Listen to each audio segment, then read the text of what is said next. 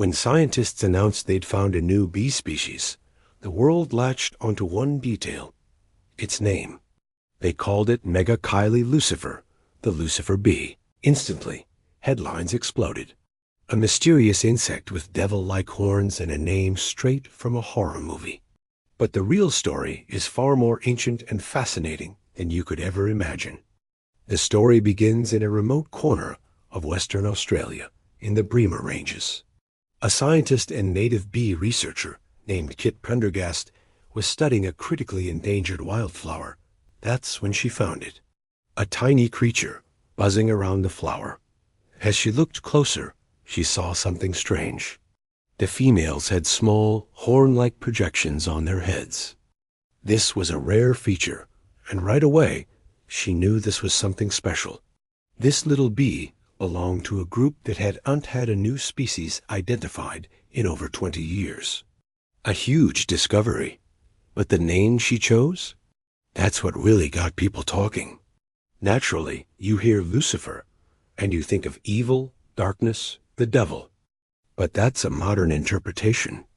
In its original Latin, the word Lucifer has a completely different and surprisingly beautiful meaning.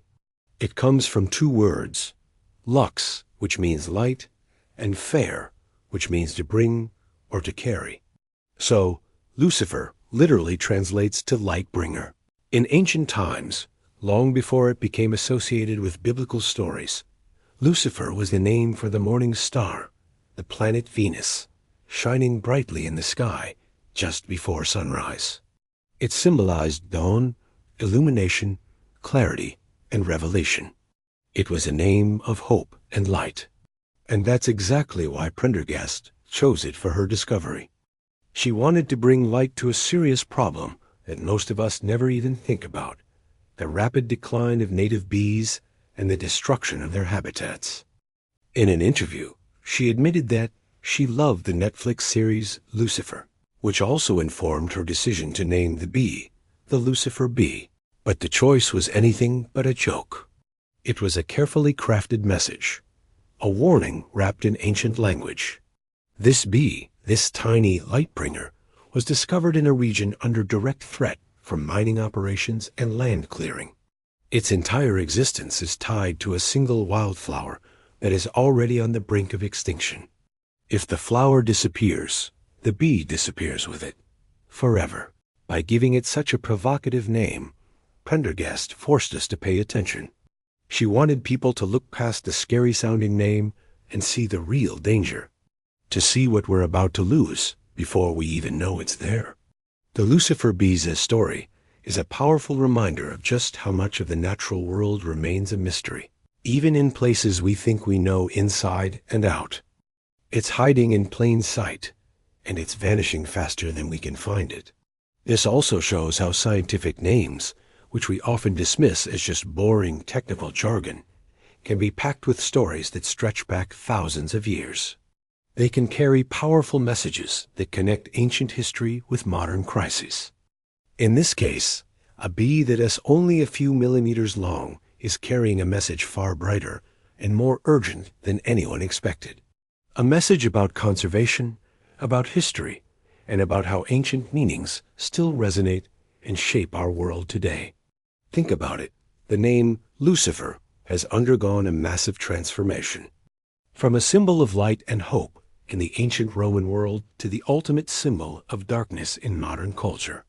How did that happen? Originally, in Roman poetry, Lucifer was simply the name for Venus.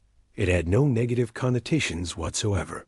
It was just a celestial body, a beautiful light heralding the new day.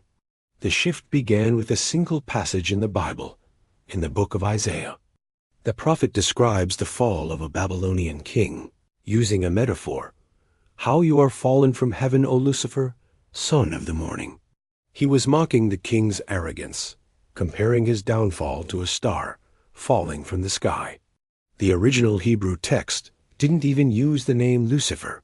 It used Helel ben Shahar, which means shining one, son of the dawn. So where did Lucifer come from? It came from the Latin Vulgate, a 4th century translation of the Bible.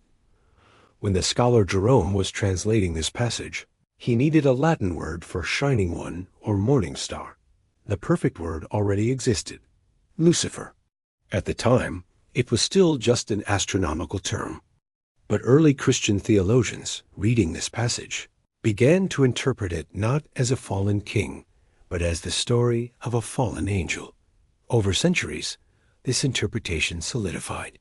The name Lucifer became fused with the story of Satan's rebellion and expulsion from heaven. By the time of writers like Dante and Milton, Lucifer was cemented in the popular imagination as the devil himself. A name that once meant light bringer became synonymous with the Prince of Darkness, a complete 180-degree flip in meaning.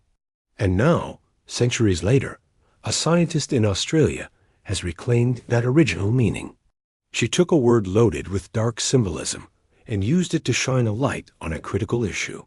The Lucifer Bee isn't a demon. It's a herald. It's a tiny, horned messenger telling us to wake up and see the world around us, to see the delicate ecosystems that are collapsing right under our noses. The discovery is a perfect blend of modern science and ancient history. It shows us that words have power and names have stories. The story of the Lucifer Bee isn't just about an insect. It's about how we see the world, how we interpret our past, and what we choose to fight for in our future. It's a reminder that sometimes, to understand what's happening today, you have to look back thousands of years. So the next time you hear the name Lucifer Bee, don't just think of the headlines. Look past the modern myth. Remember the ancient meaning. This story isn't about fear. It's about illumination. It's about bringing attention to the small, vital creatures we depend on, but rarely notice. The scientist who discovered it hopes that this little light bringer will inspire action. Before our world and theirs, it's a whole lot darker. Thanks for watching. If you found this story as fascinating as I did, make sure to hit that like button and subscribe for more hidden histories. See you next time.